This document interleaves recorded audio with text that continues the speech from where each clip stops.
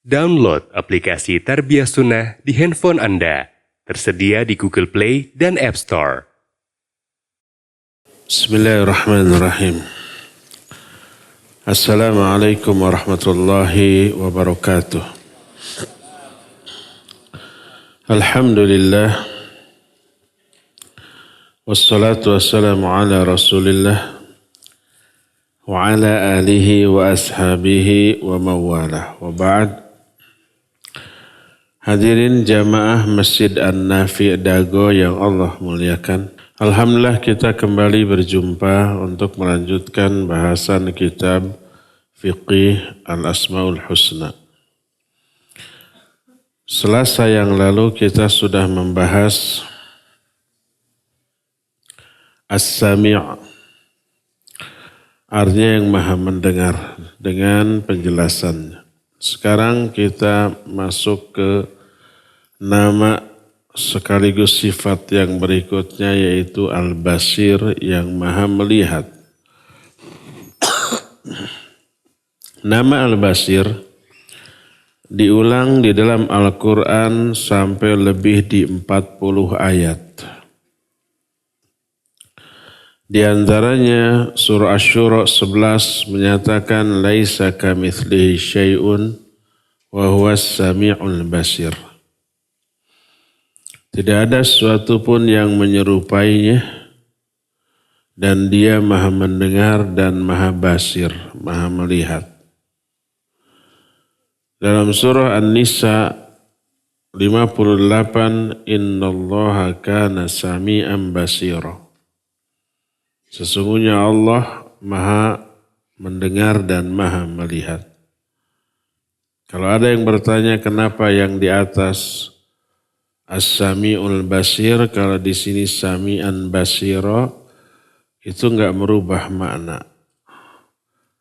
U atau A-nya itu, fathah atau dhammahnya itu, urusan ilmu nahu, kaidah nahu. Innallaha kana sami'an basira, sami'an basira disebut khabar kana. Karena ada kana, jadi sami'an basira. Kalau kananya dibuang, innallaha sami'un basirun. Itu urusan nahu, urusan tata bahasa. Adapun maknanya sama, maha mendengar, maha melihat. Al-Baqarah 365 menyatakan wallahu bima ta'maluna basir. Dan Allah terhadap apa yang kalian lakukan maha melihat. Ali Imran 15 juga menyatakan wallahu basirum bil ibad. Dan Allah maha melihat kepada hamba-hambanya. Al-Mulk ayat 19 innahu bikulli syai'in basir. Sungguhnya dia Allah terhadap segala sesuatu maha melihat. Asy-Syura 27 innahu bi'ibadihi khabirum basirun. Sungguhnya dia Allah terhadap hamba-hambanya maha mengetahui dan maha melihat. Al-Isra 17 wa kafa bi rabbika bidzunubi ibadihi khabiran basira. Dan cukuplah Rabbmu terhadap dosa hamba-hambanya maha mengetahui dan maha melihat. Ini diantara beberapa ayat yang menjelaskan Allah maha basir, maha melihat. Ayat lainnya lebih dari 40 banyak. Tapi beberapa ayat tadi lebih dari cukup bagi kita untuk meyakini bahwa Allah maha basir. Apa arti al-basir? Makna al-basir ay alladhi yara jami'al mubsirat. Wa yubsira kulla syai'in wa in daqqa wa sawra. fayusbiru dhabiban namlatis sauda ala sakhratis samma fil lailatil dhuluma. Al-Basir artinya zat yang melihat seluruh yang bisa dilihat, melihat segala sesuatu pun sekalipun rinci dan kecil. Maka dia melihat semut hitam yang merayap di atas batu hitam dalam keadaan gelap gulita. Semutnya hitam di atas batu hitam di siang hari terang benderang aja bagi kita nggak kelihatan, samar. Atau semut merah di atas kertas putih tapi malam hari juga nggak kelihatan. Ini mas semutnya hitam di atas batu hitam dalam keadaan gelap. Lebih nggak kelihatan oleh kita. Tapi bagi Allah jelas, tampak, tak ada ya sesuatu pun yang tersembunyi. Dia pun melihat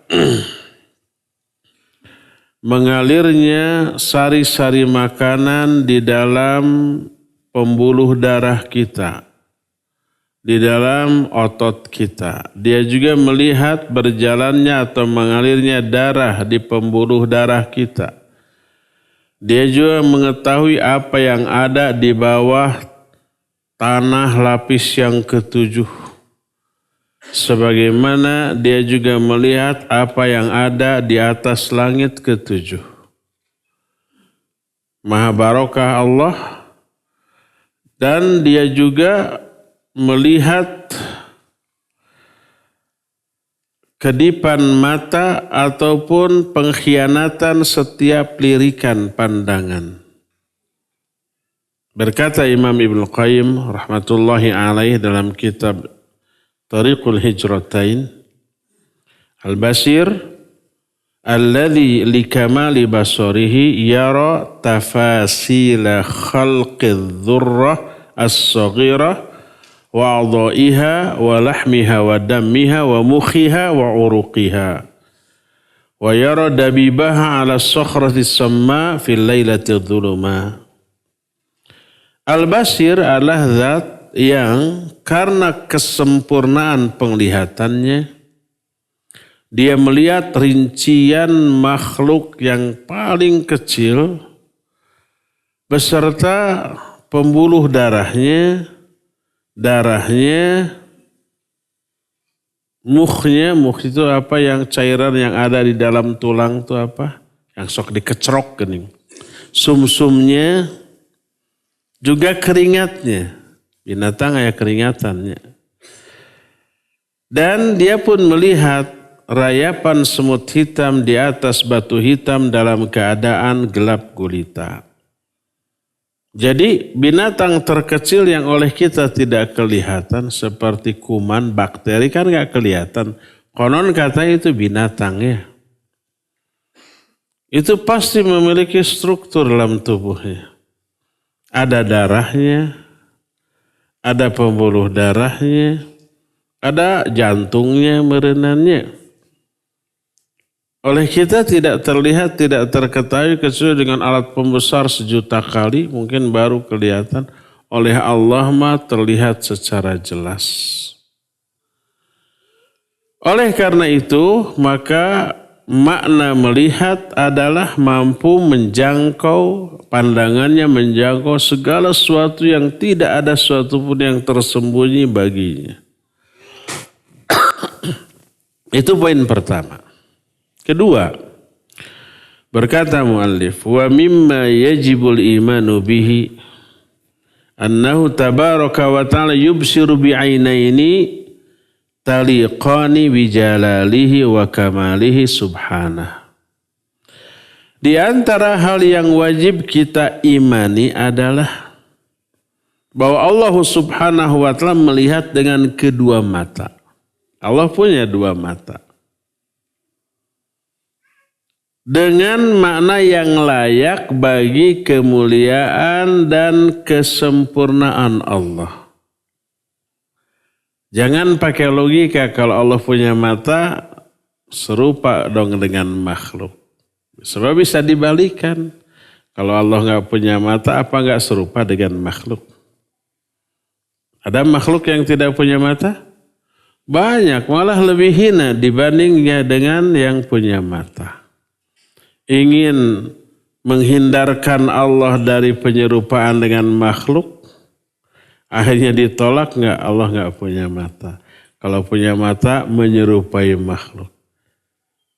Dengan menolak adanya mata bagi Allah, berarti dia sudah menyerupakan Allah dengan makhluk yang tidak punya mata. Tapi dijelaskan nanti ada ayat dan hadis yang sahih Allah punya mata, kadang memakai dengan lafaz jama, kadang memakai dengan lafaz tasniyah. Tasniyah itu 2. Jadi sesuatu yang wajib kita imani adalah bahwa Allah melihat dengan kedua mata. Dengan makna yang layak bagi kemuliaan dan kesempurnaan Allah. Yang pasti mata Allah berbeda dengan mata makhluk, laisa kamitslihi syai'un. Mata kita dengan mata belalang aja beda. Belalang punya mata? Punya. Gimana ukuran, bentuk, dan fungsinya kita tahu. Nggak tahu fungsinya apa tuh. Mobil punya mata. 2 matanya iya di depan. Apa fungsinya? Menerangi. Bentuknya, ukurannya beda. Bahannya beda dengan kita. Makhluk dengan makhluk sudah beda. Apalagi dengan Khalik. Mata Allah tidak ada yang menyerupai dengan mata siapapun. Tapi wajib kita yakini Allah punya mata karena Allah menjelaskan itu dalam Al-Quran. Di antaranya Surah Tur ayat 48, wasbir li hukmi rabbika fa innaka bi a'yunina. Bersabarlah kamu dalam menjalankan hukum Rabbmu, hukum Allah.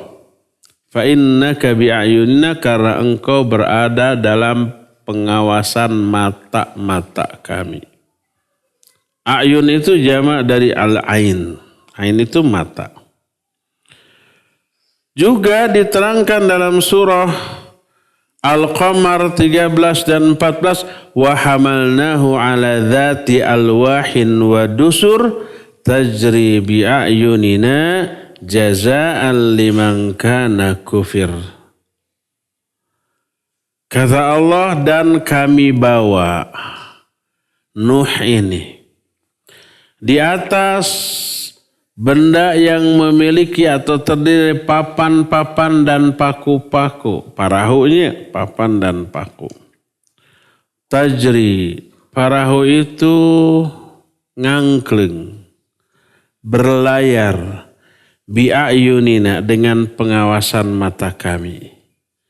Jazaan liman kana kufir, sebagai balasan bagi orang yang diingkari. Nabi Nuh maksud diingkari oleh kaumnya ketika mendakwahkan tauhid kepada mereka. Tapi sabar lalu diselamatkan sebagai balasan atas dakwah dan kesabarannya. Umatnya yang durhaka, yang mengingkari, tenggelam semuanya. Dalam ayat ini Allah mengatakan perahu Nabi Nuh itu berlayar dengan pengawasan mata kami. Allah yang menyebut mata. Juga ketika kisah Nabi Musa dalam surah Thaha ayat 39. Kan Fir'aun menerapkan aturan kalau ada bayi laki-laki yang lahir bunuh.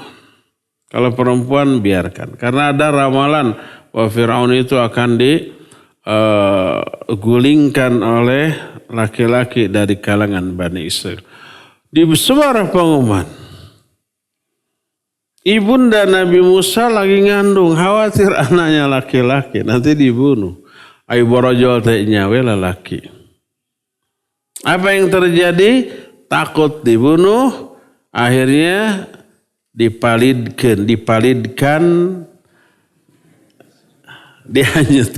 dihanyutkan ke sungai Nil.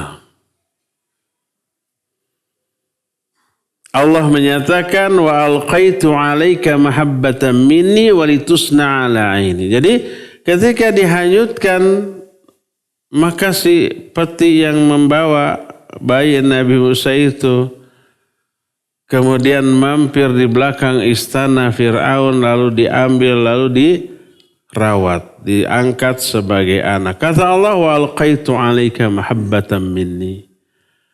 Aku berikan kepada engkau rasa kasih sayang dari aku, walitusna 'ala 'aini, dan agar kamu terpelihara di bawah pengawasan mataku. Allah yang menyebutkan mataku. Dan banyak lagi ayat lain yang menjelaskan bahwa Allah memiliki mata untuk melihat. Tapi wajib diyakini mata Allah tidak ada yang sama dengan mata makhluk manapun. Bagaimana apa bahannya, bagaimana bentuknya, segimana ukurannya. Makhluk dengan makhluk saja sudah berbeda, sudah tidak sama. Apalagi dengan Khaliq. Laisa kamitslihi syai'un wa huwas samiul basir. Kalau dikatakan kalau Allah punya mata sama dengan makhluk, tidak sama sebab matanya berbeda. Kemampuan melihatnya berbeda, cara melihatnya juga berbeda. Ukuran bahannya, bentuknya beda. Tak ada sesuatu pun yang menyerupainya. Makhluk dengan makhluk berbeda, apalagi dengan Allah Azza wa Jalla. Kalau dikatakan lebih baik diingkari Allah nggak punya mata. Kalau punya mata serupa dengan makhluk, sama nggak punya mata juga serupa dengan makhluk. Nih lampu ini nggak punya mata, batu nggak punya mata, lebih hina daripada yang punya mata. Jadi bukan begitu cara memahami sifat-sifat Allah Azza wa Jalla, tapi tetapkan apa yang Allah tetapkan sebagai sifat bagi dirinya. Tapi diyakini tidak ada yang menyerupai. Hadis yang sahih juga menunjukkan bahwa Allah memiliki dua mata, yaitu ketika Nabi SAW menerangkan sifat-sifat Dajjal Akbar. Dajjal itu kan ada dua jenis, Dajjal Akbar, Dajjal yang sebenarnya yang nanti keluar akhir zaman. Dajjal-dajjal kecil banyak, pendusta, nabi-nabi palsu yang ngaku-ngaku nabi itu Dajjal itu. Nah, Dajjal besar, Dajjal yang nanti akan keluar di akhir zaman. Sekarang sudah belum keluar. Jadi kalau ada, sudah ada Dajjal di sana, belum, yakin nih belum. Karena apa? Ada beberapa kejadian fenomena yang luar biasa sebelum keluarnya Dajjal. Tahu nggak kenapa Dajjal keluar? Sebab umat Islam sudah nggak ada lawan. Dunia ini dikuasai oleh umat Islam. Nggak ada lawan dari kalangan sama manusia. Sebelum Dajjal keluar itu akan ada perang besar antara Muslim dan Nasrani di satu pihak melawan agama lain. Seluruh dunia ini. Menanglah Islam dan Nasrani. Kata Nasrani hidup salib. Kata kaum muslimin Allahu Akbar. Sentimen agamanya muncul darah perang dia itu. Menanglah kaum muslimin. Seluruh dunia dikuasai oleh umat Islam. Umat yang lain tunduk.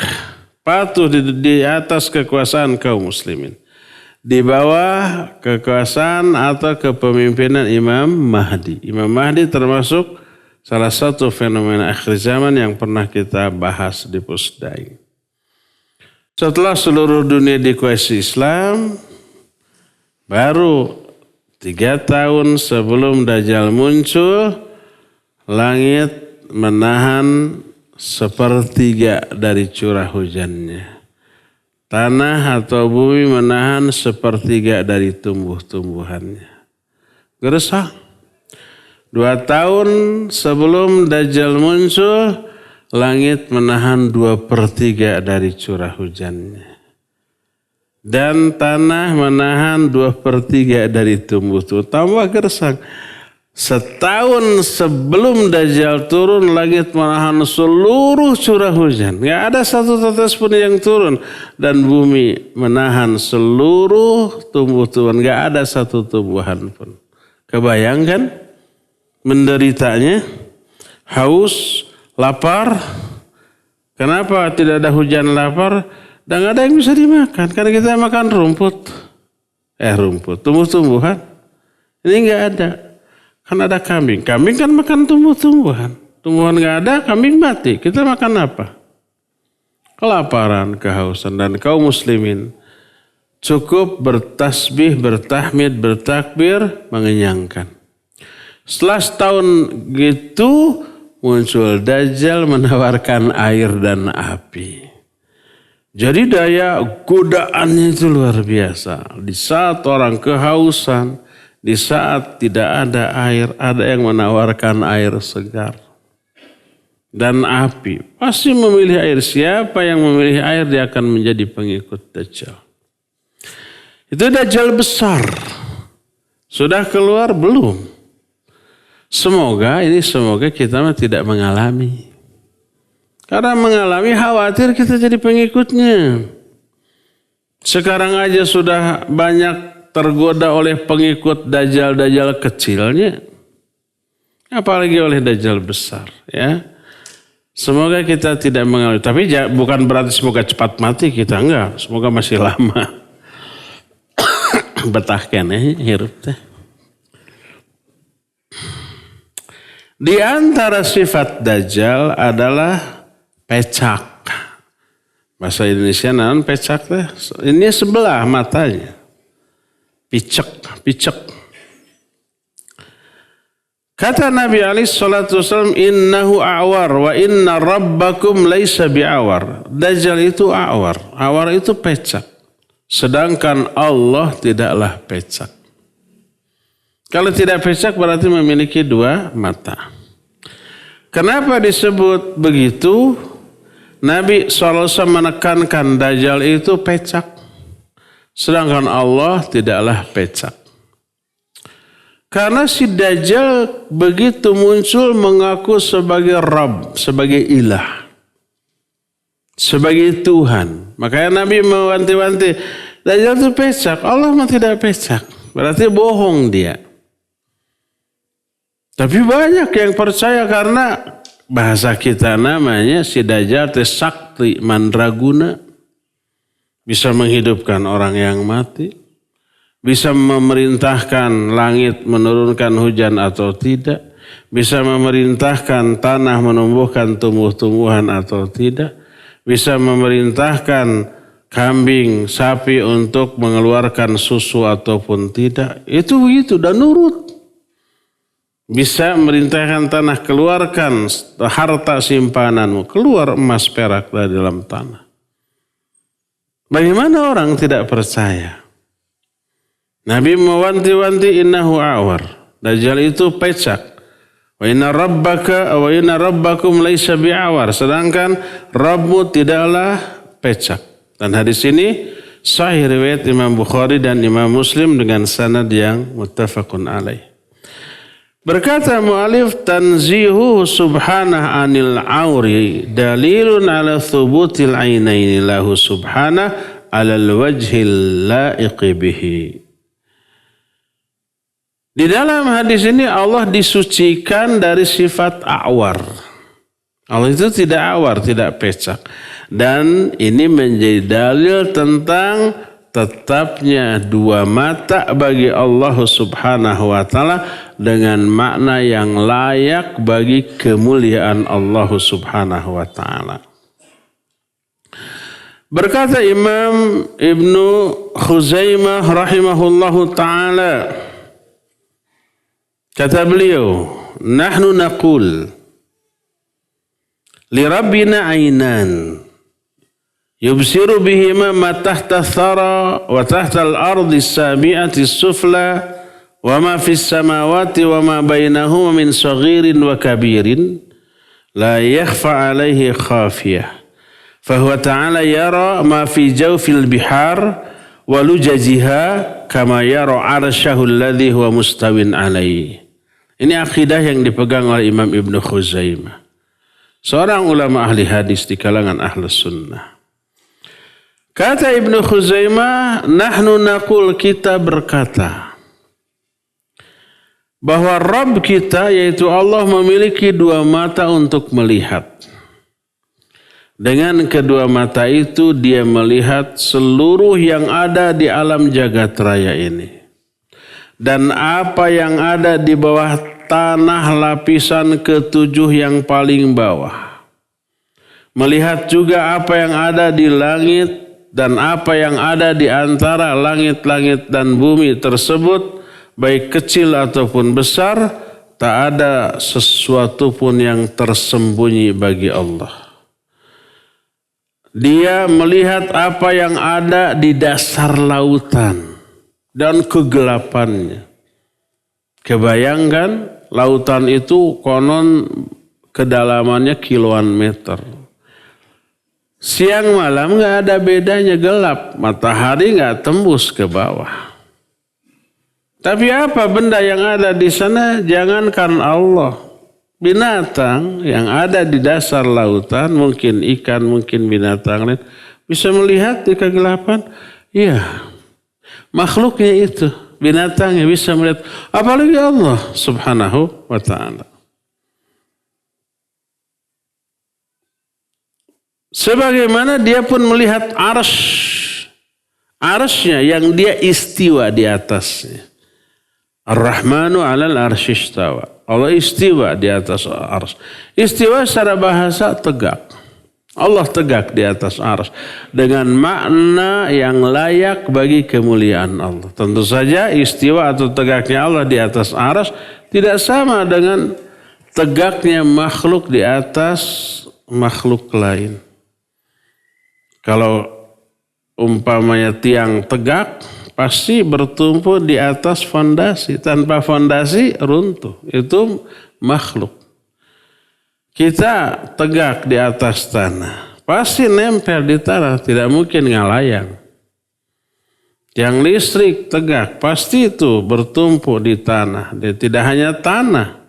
Tapi di bawahnya pasti ada fondasi. Dalam dibebaskan hunggul matu tigulingnya. Itu makhluk. Allah istiwa di atas arsy, ba'inun min khalqih, terpisah dari makhluknya, tidak nempel. Dan tidak membutuhkan keberadaan arsy untuk bisa tegak di atasnya. Tidak. Tidak berarti arsy-nya lebih besar daripada Allah. Tidak berarti Allah butuh arsy. Tidak berarti Allah menempel di arsy. Tidak berarti kalau arsy-nya hancur Allahnya jatuh, ya enggak. Itu mah berarti menyerupakan istiwanya Allah di atas arsy dengan istiwanya makhluk di atas benda lain, kan gitu. Tidak, laisa kamitslihi syai'un wa huwas samiul basir. Jadi Allah istiwa di atas arsy dan melihat arsy serta seluruh alam. Mengetahui setelah Allah menciptakan langit dan bumi, tsumma stawa 'alal arsy, lalu Allah menyatakan ya'lamu ma yaliju fil ard wa ma yakhruju minha wa ma yanzilu minas sama wa ma ya'ruju fiha. Walaupun Allah ada di atas arsy, Allah tahu apa yang masuk ke dalam tanah, apa yang keluar dari tanah, apa yang turun dari langit, apa yang naik ke langit. Allah tahu semuanya. Inilah penjelasan Maha melihatnya Allah dengan kedua matanya. Maka dari keyakinan terhadap nama yang agung ini lahir beberapa efek positif bagi makhluk. Berupa apa? Makhluk ini akan tunduk, merendah, selalu merasa diawasi. Karena Allah Maha melihat. Lalu dia termotivasi untuk berbuat kebaikan. Kemudian dia ihsan dalam beribadah. Ihsan dalam beribadah kan disebutkan dalam hadis, an ta'budallaha ka'annaka tarahu fa illam takun tarah fa innahu yarak. Ihsan ini khusus kepada Allah ya, bukan kepada makhluk. Gak boleh saya ihsan kepada Nabi Muhammad SAW, syirik nanti. Karena apa? Ihsan itu beribadah kepada Allah seolah-olah engkau melihatnya. Kalau engkau tidak melihatnya, dia melihatmu. Itu ihsan. Ihsan itu ibadah. Dengan kualitas ibadah yang paling puncak, ihsan itu tingkatan agama di atas Islam dan iman. Nah, di hari Jumat kita sudah memasuki poin ini kan. Hadis Jibril ya. Level agama terendah adalah Islam, di atas itu iman, di atas itu ihsan.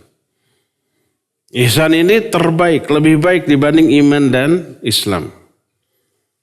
Karena ihsan adalah puncak kualitas ibadah. Ihsan an ta'budallah ka'annaka tarah. Ihsan itu engkau ibadah kepada Allah seolah-olah engkau melihatnya. Kekhusyuannya luar biasa. Khusyuk. Seolah-olah kita melihat Allah. Fa illam takun tarah, kalau engkau tidak melihat, Allah yang melihatmu. Selain kita khusyuk juga selalu merasa diawasi, muraqabah. Itu ihsan. Hanya kepada Allah. Jangan terapkan saya ihsan kepada Rasulullah SAW. Musyrik itu. Karena berarti ibadah kepada Rasulullah SAW. Nah, lahirlah ihsan dalam beribadah. Artinya kualitas ibadahnya mencapai puncak. Dan karena merasa diawasi, dia berupaya menjauhi dosa dan maksiat. Itu efek dari meyakini sifat al-basir bagi Allah Subhanahu wa ta'ala. Maka kata muallif, siapa orang yang memperhatikan ayat-ayat yang ada dalam Al-Quranul Karim, pasti dia mengetahui bahwa ayat-ayat itu banyak yang ditutup oleh nama ini, Al-Basir. Lebih dari 44 ayat. Kita berikan beberapa contoh. Dalam surah Al-Hajj 61, ketika Allah menerangkan, Allah mengatur pergantian siang dan malam, lalu ditutup dengan Allah Maha Melihat. Allah berfirman, "Dzalika bi anna Allah yulijul laila fin nahar wa yulijun nahara fil lail wa anna Allah sami'un basir." Yang demikian itu karena Allah lah yang memasukkan malam ke dalam siang dan memasukkan siang ke dalam malam, dan Allah Maha mendengar dan Maha melihat. Apa hubungannya mengatur siang malam dengan Maha melihat? Kata muallif, wa hadha yaqtadi sam'uhu li jami'i aswati ma sakana fil laili wan nahar wa basaruhu bi harakatihim ala ikhtilafil awqat wa tabayunil halat. Ayat ini menjelaskan bahwa pendengarannya mencakup seluruh suara baik siang ataupun malam. Dan penglihatannya pun mencakup seluruh gerakan dalam waktu yang berbeda dan keadaan yang juga berbeda. Di malam hari orang-orang tidur. Tidak mengetahui apa yang terjadi di luar. Padahal di malam hari banyak pergerakan. Bangsat merenya, perampok gitu. Ronda, satpam, binatang-binatang banyak bergerak. Keadaannya berbeda, waktunya berbeda. Allah Maha melihat semuanya. Di saat semua orang terlelap, Allah melihat semua dan mengetahui. Di saat orang tertidur, tidak melihat, tidak mendengar, Allah tetap Maha mendengar dan Maha melihat. Atau jangankan begitunya, kita ada nyopir mobil. Apakah terus pandangan lurus ke depan, tidak lihat kiri kanan belakang? Enggak. Kita lihat kiri kanan lewat spion, kita lihat belakang lewat spion juga, kan gitu ya. Mengontrol jangan sampai badan mobil kita nyenggol orang, nyenggol motor, nyenggol mobil atau jaraknya jangan terlalu dekat, kan gitu ya. Jangan sampai ada masalah terhadap mobil kita atau masalah yang disebabkan oleh mobil kita ketika kita nyetir begitu. Allah mengatur pergantian siang dan malam, memasukkan malam ke siang, memasukkan siang ke malam dengan mengontrol seluruhnya. Jangan sampai ada masalah. Jangan sampai terjadi di luar yang direncanakan. Semua terdengar, semua terlihat, semua termonitor, semuanya terkontrol. Makanya ditutup dengan Sami'un Basir. Allah mendengar, Allah melihat. Lihat ketika Allah membagi-bagi rizki. Allah memberikan rizki kepada orang sebatas pemberian yang maslahat bagi orang itu. Kalau tidak maslahat, yang akan dikasih. Jangankan Allah, kita aja. Kita punya anak, belum TK, masih balita, mau jajan. Jajan apa nak? Jajan anu lah paling juga. Saya nggak mau nyebut merek. Disangka promo, dibayar ente. Permen, kan permen bukan mereknya. Nah. Atau cilok, atau cirambai. Cirambai teh cai, aci, rambai. Ramalan bayina mah ngambai lah. Lupa lah. Cirambai. Paling 1.000 2.000. Berapa kita kasih? Apa kasih 100.000 selembar? Enggak, madarat bagi dia. Nanti cilok 100.000 dikasih 2. Tidak maslahat, madarat, ya. Apalagi Allah Azza wa Jalla. Allah berfirman, "Walau basatallahu rizqa li ibadihi labaghaw fil ard. Walakin yunazzilu biqadarin ma yasha, innahu bi ibadihi khabirum basir." Coba lihat. Bagi ikhwan akhwat yang merasa rezekinya seret, Allah yang ngatur demi kemaslahatan antum semua. Kalau diberi banyak melebihi kadar yang maslahat sesuai dengan keinginan sang peminta, madarat. Maka Allah tidak kasih. Lihat, seandainya Allah membukakan rizki kepada hamba-hamba, dibuka. Mau berapa saya butuh 5 miliar, bro, dikasih 5 miliar. Apa yang terjadi? La baghaw fil ard. Niscaya manusia itu akan berbuat durhaka di muka bumi. Betapa banyaknya orang yang ketika salat ekonomi, bangun malam, tahajud, saum Senin Kamis, baca Quran, setiap ada pengajian pasti hadir gitu ya. Lalu karena ekonominya seret, banyak meminta. Ketika Allah kasih dengan jumlah sesuai bahkan melebihi dari apa yang diinginkan, wah, dia terlena dengan hartanya. Berhentilah tahajud, berhentilah saum Senin Kamis. Aduh, rek saum Senin Kamis ya lebar kuliner itu uang banyak, itunya mau apa lagi ya tuh?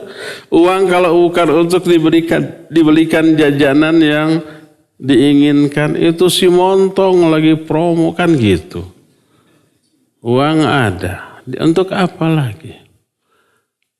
Ada pengajian mending shopping, uang ada. Nanti kalau udah kere ngaji lagi.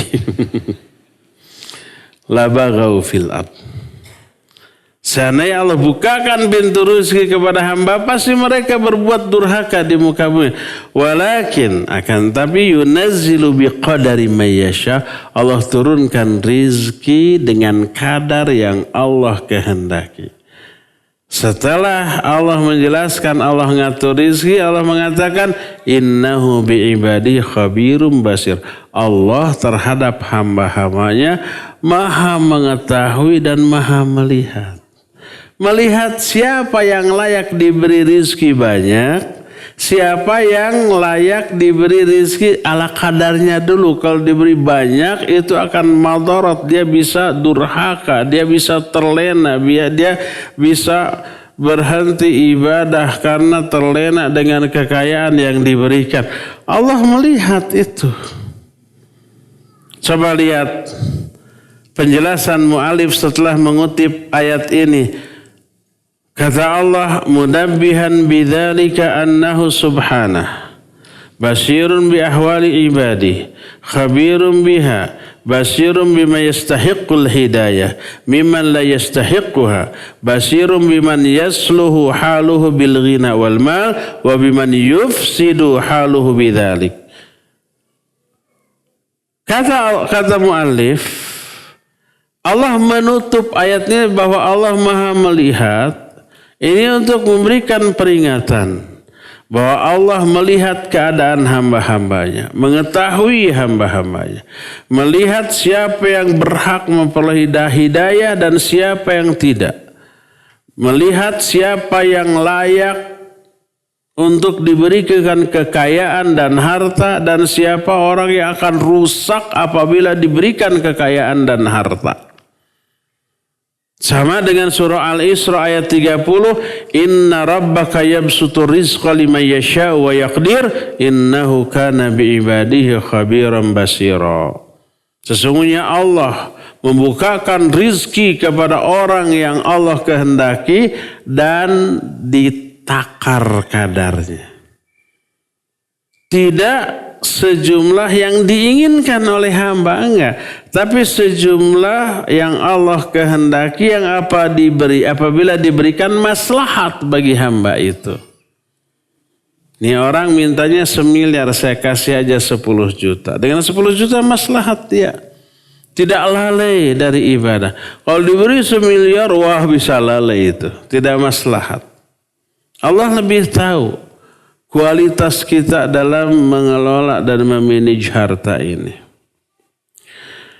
Juga dalam surah At-Taghabun ayat 2 Allah berfirman, "Walladzi khalaqakum faminkum kafir wa minkum mu'min wallahu bima ta'maluna basir." Allah lah yang telah menciptakan kalian. Di antara kalian ada yang kafir. Di antara kalian ada yang mukmin. Lalu Allah menutup ayat ini dengan Allah terhadap apa saja yang kalian lakukan maha melihat. Apa korelasinya? Hubungannya antara Allah maha melihat dengan kafir dan mukminnya manusia. Berkata mu'alif, basirun bis-solihi wal-thalih wal mu'min wal kafir wa yajzi kullam bima yastahiqqa. Maknanya Allah melihat siapa yang soleh, siapa yang salah. Siapa yang mukmin, siapa yang kafir. Dan Allah akan memberikan balasan yang setimpal dengan kondisinya masing-masing.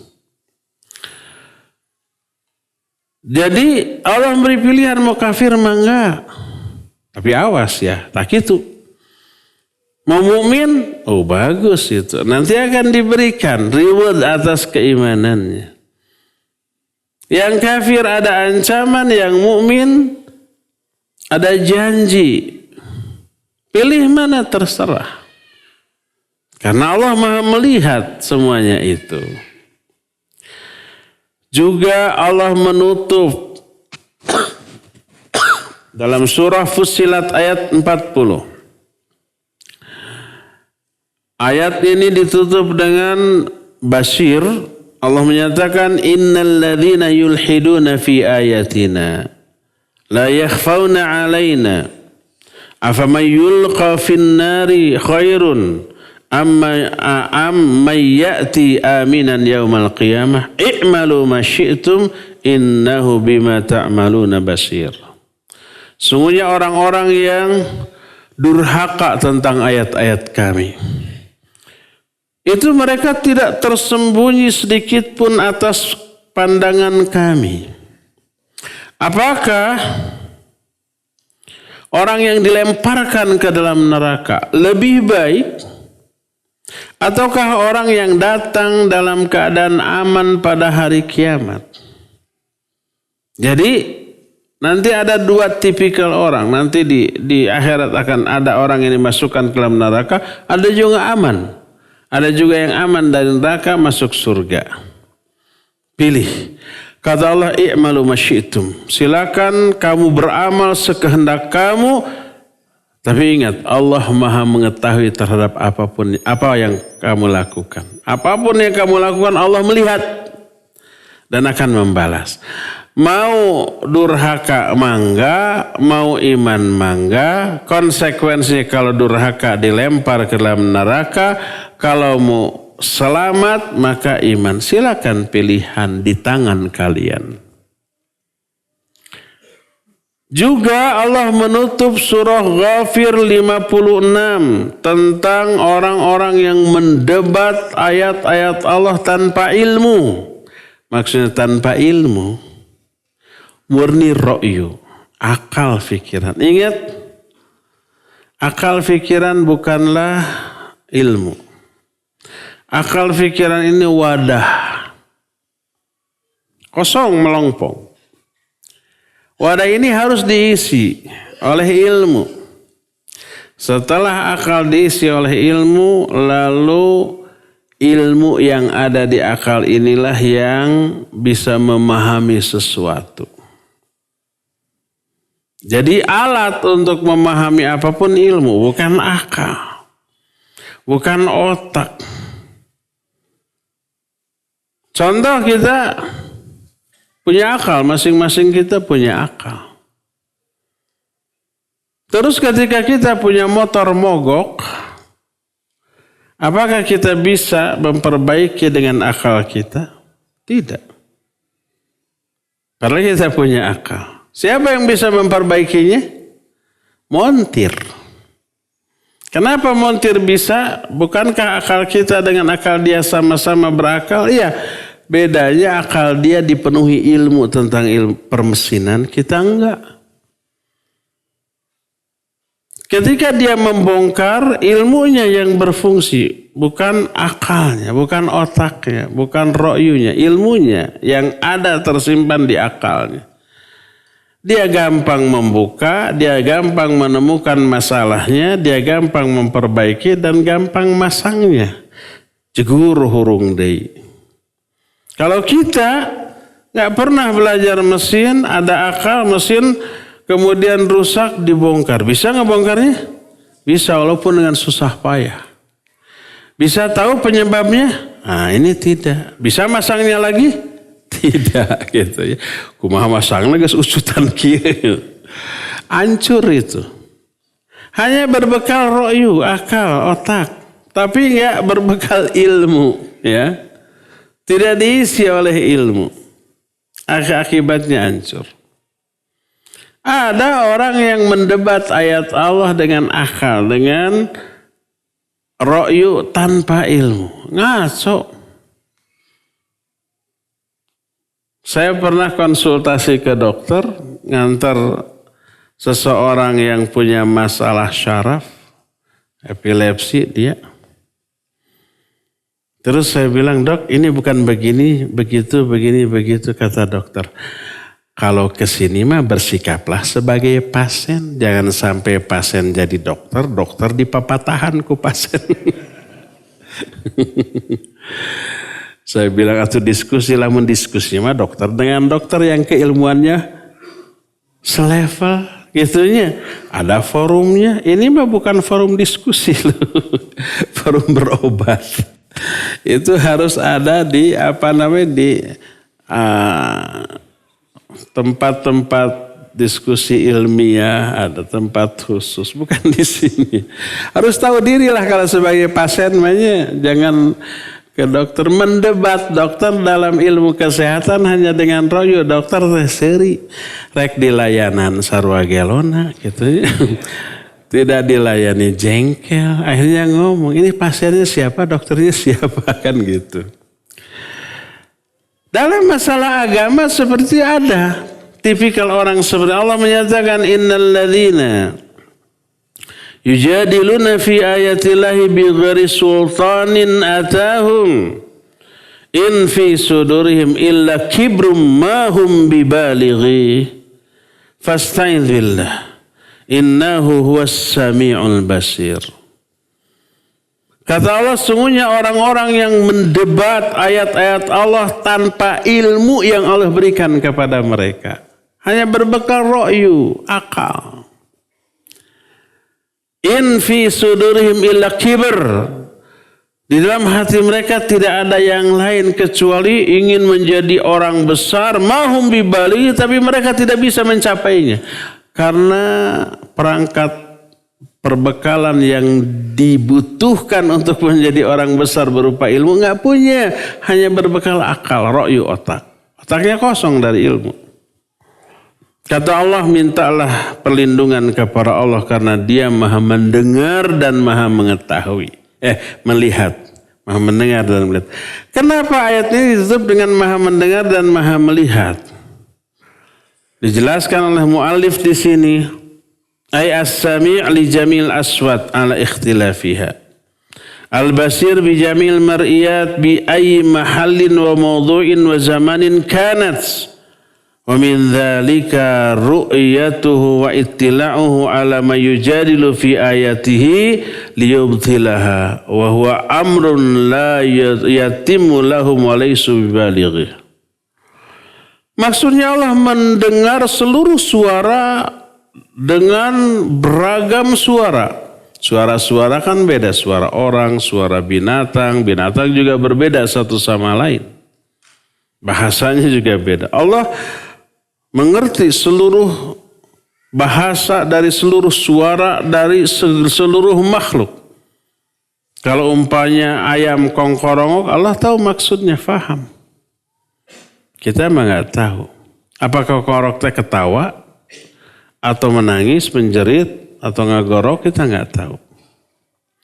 Dan Maha melihat seluruh benda yang terlihat dalam keadaan bagaimanapun, di tempat manapun, di waktu kapanpun. Termasuk di antaranya adalah Allah melihat semua orang yang mendebat ayat-ayat Allah untuk membatalkannya. Tapi mereka tidak memiliki kemampuan untuk membatalkan ayat-ayat Allah tersebut. Allah tahu. Juga Allah menutup dalam surah Ghafir ayat 20. Allah berfirman, wallahu yaqdi bil haqq walladzina yad'una min duni la yaqduna bisyai' innallaha huwas sami'ul basir. Allah menetapkan dengan kebenaran. Dan orang-orang yang mereka seluk selain Allah tidak bisa menetapkan sesuatu pun. Berhala-berhala yang mereka sembah tidak bisa berbuat apa-apa. Allah Maha mendengar dan Maha melihat. Di dalam ayat ini terkandung dalil bahwa ibadah adalah hak bagi zat yang Maha mendengar dan Maha melihat. Yang sempurna pendengaran dan penglihatannya itu Allah. Adapun berhala-berhala tidaklah layak untuk disembah karena mereka tidak melihat, tidak mendengar. Oleh karena itu berkata Ibrahim kepada bapaknya, ya abati lima ta'budu ma la yasma'u wa la yubsiru wa la yughni anka syai'a. Hei Bapakku, kenapa engkau menyembah sesuatu yang tidak bisa mendengar, tidak bisa melihat, dan tidak bisa memberi manfaat sedikit pun kepadamu? Jadi diperbandingkan antara berhala yang mereka sembah dengan Allah lalu menyebut dua sifat tentang Allah, mendengar dan melihat. Berhala mah tidak mendengar, tidak melihat. Juga dalam surah An-Nisa 58 Allah menyatakan, Innallaha ya'murukum an tu'addul amanati ila ahliha wa idza hakamtum bainan nas an tahkumu bil 'adl. Innallaha ni'imma ya'idzukum bih innallaha kana sami'an basira. Sungguhnya Allah memerintahkan kalian agar kalian menunaikan amanat-amanat kepada yang berhak menerimanya. Dan apabila kalian menetapkan hukum antara manusia, hendaklah menetapkan hukum dengan adil. Innallaha ni'imma ya'idzukum bi. Allah benar-benar memberikan pelajaran kepada kalian dengan hal itu, dan Allah Maha mendengar dan Maha melihat.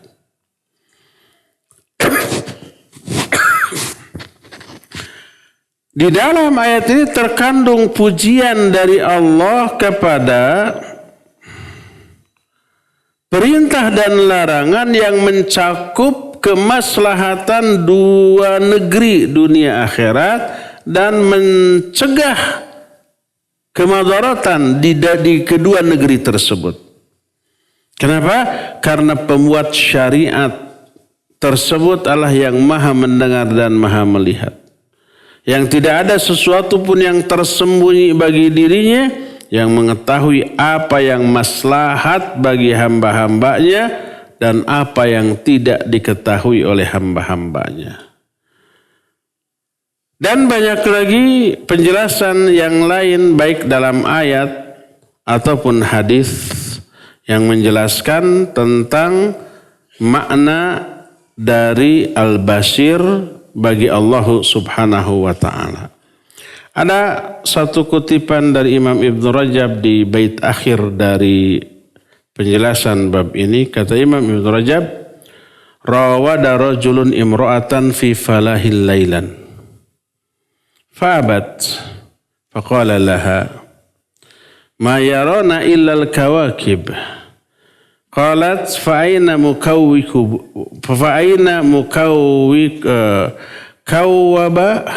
kaukaba mukawkibu fa'aina mukawkibuha ay ala yarana qala ta'ala alam ya'lam bi anna allaha yara. Kata Imam Ibn Rajab, ada seorang lelaki merayu seorang wanita di sebuah padang pasir malam hari, nggak ada orang, sepi. Rayuan gombalnya keluar tuh, mengajak berbuat maksiat, mumpung cuma kita berdua. Wanita itu enggan, menolak. Bukan enggan menolak, tidak mau alias menolak. Kata si laki-laki tukang gombal tadi, ma yarona illal kawakib. Tidak ada yang bisa melihat kita kecuali coba bintang. Bintang kan gak usil, gak comelnya. Mal ngagarewahkeun ka urang. Apa kata si perempuan itu? Lalu di mana sang pencipta bintang? Di mana sang pengatur bintang? Bukankah dia melihat kita? Jadi si wanita ini menolak karena merasa Allah selalu melihat mereka. Lalu dikutiplah ayat alam ya'lam bi anna allaha yara. Apakah manusia tidak tahu bahwa Allah Maha melihat?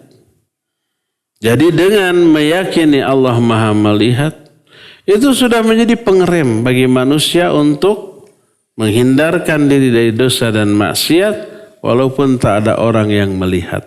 Tapi Allah selalu mengawasi kita, ya. Inilah penjelasan tentang Al-Basir, cukup sampai di sini. Dan kita masih punya sisa waktu beberapa menit untuk bertanya jawab. Apabila ada pertanyaan dipersilakan. Wa sallallahu ala Nabiyina Muhammadin wa ala alihi wa ashabihi wasallam. Pertanyaan pertama.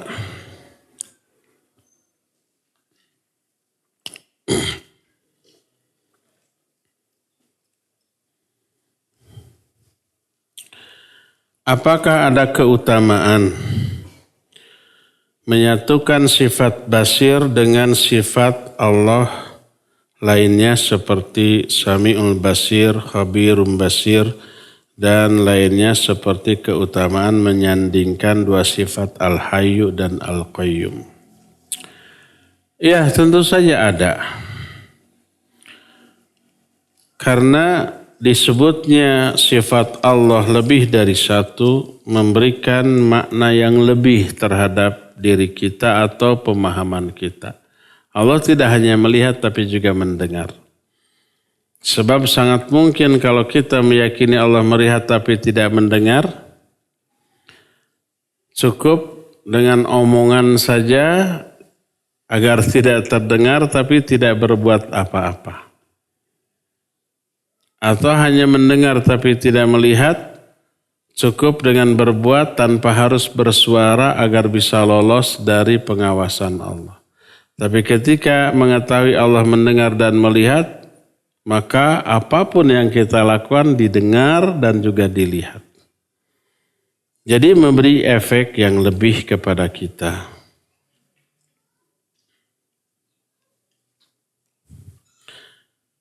Bagaimana pendapat Ustaz tentang air bulan atau matahari?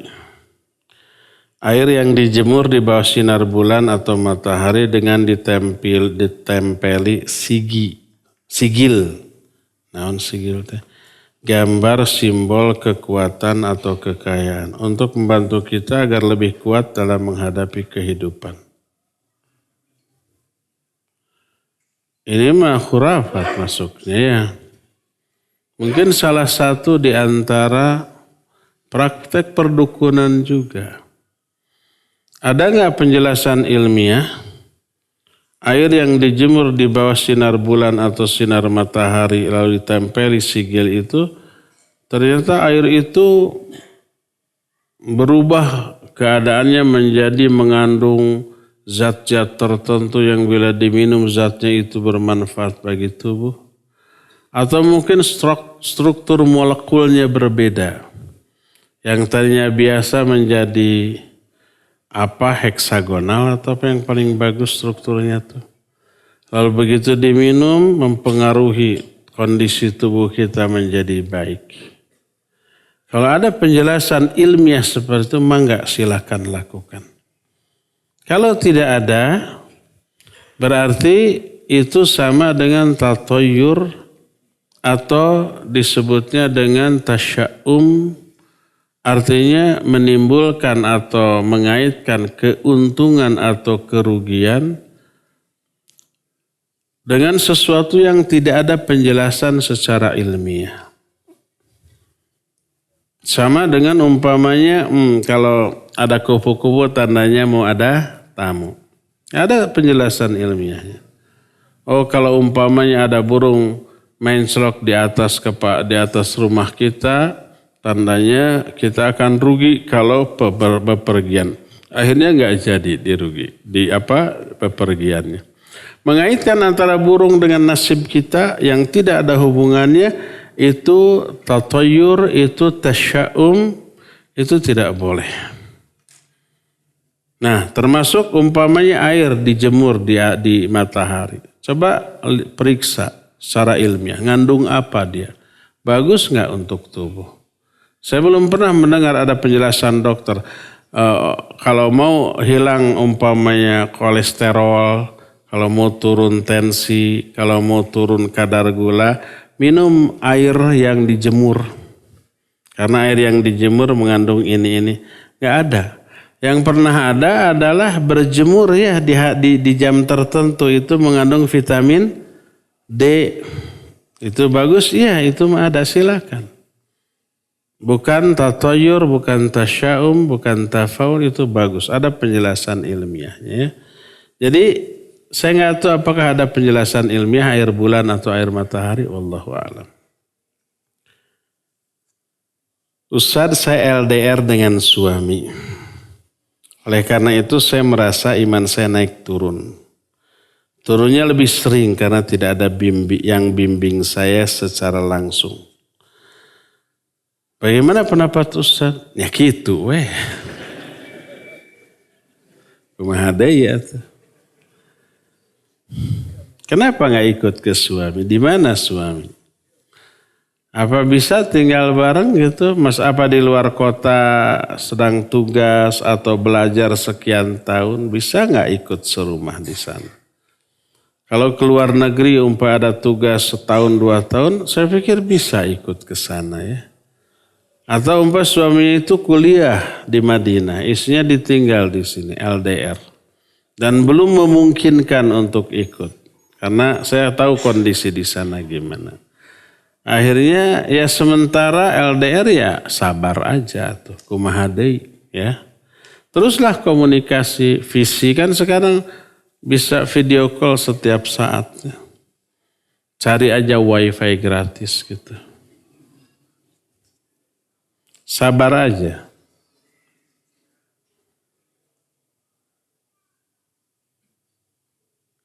Ulama mengkafirkan pendapat yang menyamakan Allah dengan makhluk seperti punya tangan dan lain-lain. Ulama mana? Yang menyatakan Allah punya tangan itu Allah dalam Al-Quran.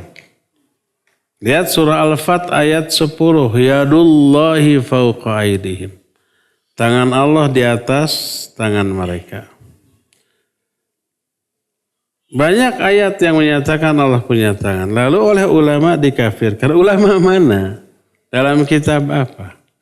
Ulama Ahlus Sunnah menyatakan Allah punya tangan. Iya, karena ayat dan hadis menyatakan demikian. Masa diingkari? Tapi bagaimana dengan pemahaman yang menolak sifat-sifat Allah seperti melihat, marah, punya tangan, mata, dan lain-lain. Apakah itu bukan kafir? Kenapa jarang ulama memfatwakannya sebagai kafir? Ya, ulama Ahlus Sunnah menetapkan Allah punya tangan, punya mata, punya betis. Karena Allah menetapkan itu dalam Al-Quran dan hadis. Ayat tentang mata Allah tadi sudah diterangkan. Ayat tentang tangan Allah juga sudah. Seperti umpamanya berkata Yahudi, yadullahi maghlulah, tangan Allah terbelenggu. Oleh Allah diingkari. Bukan diingkari tangannya tapi terbelenggunya. Allah menyatakan bal yadahu mabsutatan. Bahkan kedua tangan Allah terbuka. Allah mengingkari terbelenggunya tapi mengakui ya Allah punya 2 tangan. Itu ayat. Hadis lebih banyak lagi. Allah punya betis. Allah menyatakan yauma yukshafu an saqin wa yud'auna ila sujudi fala yastati'un. Di hari kiamat nanti Allah menyingkapkan betisnya. Lalu semua makhluk disuruh untuk sujud tapi mereka tidak mampu sujud. Al-Quran itu ya. Ketika Allah berfirman yauma naqulu lil jahannam halim talati wa taqulu hal min mazid. Ketika kami berkata kepada neraka jahanam, kamu sudah penuh. Kata neraka, masih ada tambahan enggak? Jadi ketika semua ahli neraka dimasukin ke dalam neraka, semua sudah enggak ada yang tersisa. Kata Allah, kamu sudah penuh. Malah nantang, masih ada tambahan enggak? Hal min mazid. Akhirnya Allah memasukkan sebelah kakinya ke dalam neraka. Lalu neraka bilang, cukup ya Allah. Kakinya.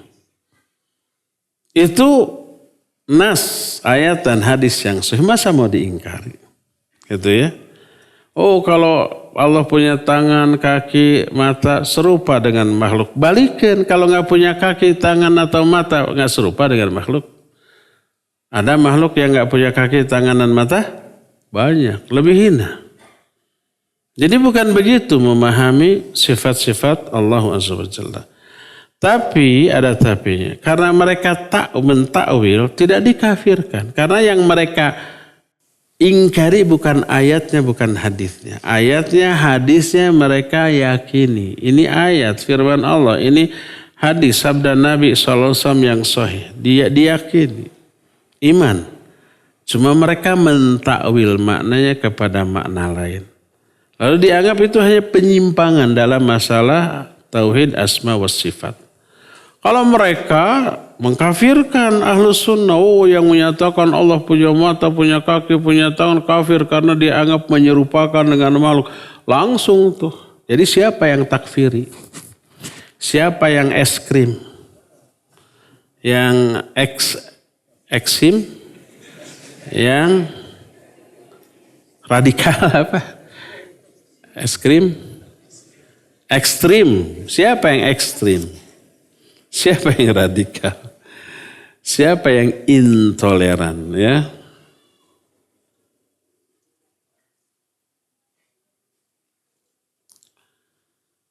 Bagaimana hukum ketika kita berdoa lalu disertakan nama-nama Allah, contoh ya Allah, ya Muhaimin. Boleh, asal Muhaiminnya nama Allah ya. Bukan politikus. Bagus. Namun ya Muhaimin itu kan malah mengingatkan kepada nama orang yang bernama Muhaimin. Bukan nama. Pikiran kita jangan ke sana, tetap kepada Allah.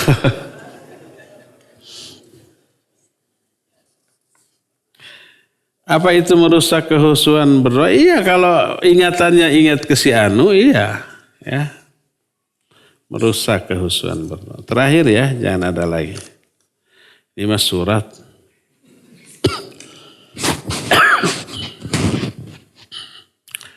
Afan izin bertanya tentang setiap muslim yang dijamin masuk surga ketika hatinya ada kalimat tauhid. Walaupun harus dicuci dulu di neraka karena kemaksiatan yang telah dilakukan yang tidak sempat ditobati. Yang mau Anda tanyakan bagaimana status orang muslim seperti pelaku riba yang tidak tobat sebelum wafat. Padahal dia bertauhid, rajin sholat 5 waktu, bahkan di awal waktu. Sedang dalam Quran, Al-Baqarah, pelaku riba kekal dalam neraka. Ya, ayat dan hadis yang menjelaskan kekal dalam neraka atau tidak akan pernah masuk surga untuk perbuatan-perbuatan tertentu seperti la yadkhulul jannah qati'ur rahim. La yadkhulul jannah an-nummam. La yadkhulul jannah man kana fi qalbihi mithqala dzarratin min kibrin. Nggak akan masuk surga orang yang memutuskan silaturahmi. Nggak akan masuk surga orang yang mengadu domba. Nggak akan masuk surga orang yang punya takabur. Dan seterusnya. Apakah kekal dalam neraka? Termasuk orang yang membunuh secara sengaja, kekal dalam neraka. Orang yang makan riba, kekal dalam neraka. Ya, itu ayat dan hadis yang senada dengan itu banyak. Oleh para ulama dibagi kepada 2 penjelasan. Pertama, iya kekal dalam neraka selama-lamanya karena mereka kafir keluar dari Islam bila. Ada bilanya nih. Menganggap halal terhadap semua perbuatan tadi. Menganggap halal terhadap apa yang Allah haramkan kufur. Walaupun tidak melakukannya. Bagi saya sih zina itu halal-halal saja asal suka sama suka. Tapi saya gak suka, bisi AIDS. Tapi saya gak mau melakukan. Dia tidak melakukan tapi menghalalkan. Dia kafir. Adapun yang berbuat zina tapi meyakini itu haram dan dia berdosa dan ingin taubat, dia muslim. Tapi muslim yang berdosa besar. Karena apa? Karena dia tidak menghalalkan yang haram. Dia tetap mengharamkan. Adapun yang menghalalkan walaupun tidak berbuat, kufur dia. Ya. Jadi orang yang menghalalkan riba, menghalalkan membunuh, menghalalkan memutuskan silaturahmi, mengadu domba, menganggap halal, memiliki rasa sombong dan seterusnya, iya, mereka selama-lamanya kekal. Itu pertama. Yang kedua, tidak akan masuk surga langsung. Pertama kali dihisab masuk surga, enggak. Tapi mereka akan diazab dulu di dalam neraka sesuai dengan kadar dosa yang tersisa, ya.